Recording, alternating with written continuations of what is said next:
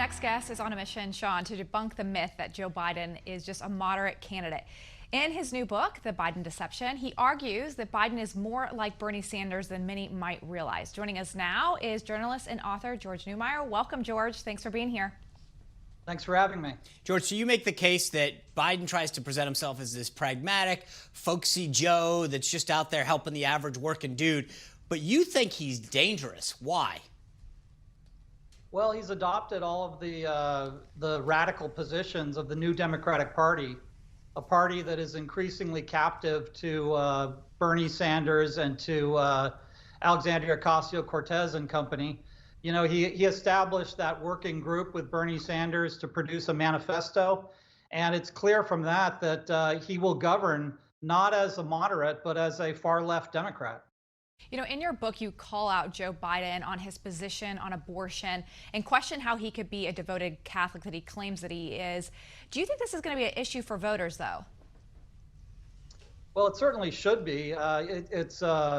He's not only going to support abortion rights, he's going to force Americans to pay for abortion.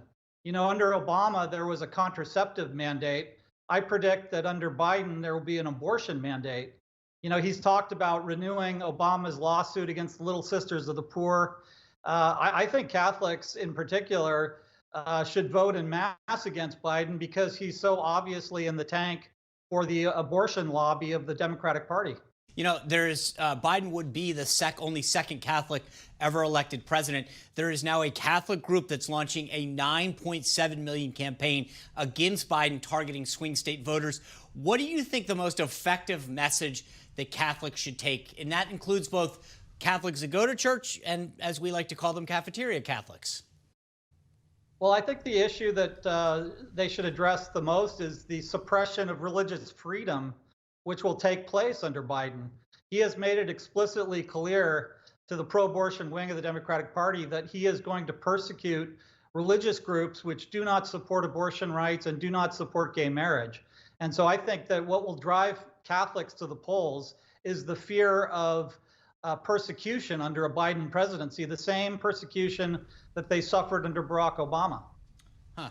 And you think that that's enough to persuade? I mean, you talk about Catholics coming out in droves, but have we really seen that in recent elections? What's going to change, do you think? Well, I mean, Trump did win the Catholic vote in key Rust Belt states last time. And he did so in part because he appealed to the pro-life convictions of Catholics. And so I think when we're talking about devout mass-going Catholics, the issues that resonate the most with them are abortion and religious freedom. George, congratulations on the book. The name of the book is The Biden Deception. It's available on Amazon and wherever you buy your books. I appreciate it. Thank you very much for joining us. Thank you for having me. All right, Lindsay, yesterday we talked about it when Senator Harris called the administration the Harris administration. Of course, that's a potential administration, and that Joe Biden would be glad to join her. But apparently, it caught on. Biden decided to adapt it a little bit. I want to play you a little bit of what Harris said first, and then play you what Biden said just hours later. A Harris administration together with Joe Biden. Harris-Biden administration is going to relaunch that effort. All right, it's official. It's official. She's running. She's going to debate Trump. She's the president. He gets to be VP again. I mean, this is insane. The idea that she screwed it up, you would have thought that would have gotten her in trouble. Biden's I know. Like, all right, I'll go with it. Yeah, exactly. It's going to flip the signs now. I mean, he was like, oh, a compelling argument. Okay, let's do it. In one day. It didn't happen. In like the same day. Like, I think by tomorrow, they literally are just going to change the website and everything.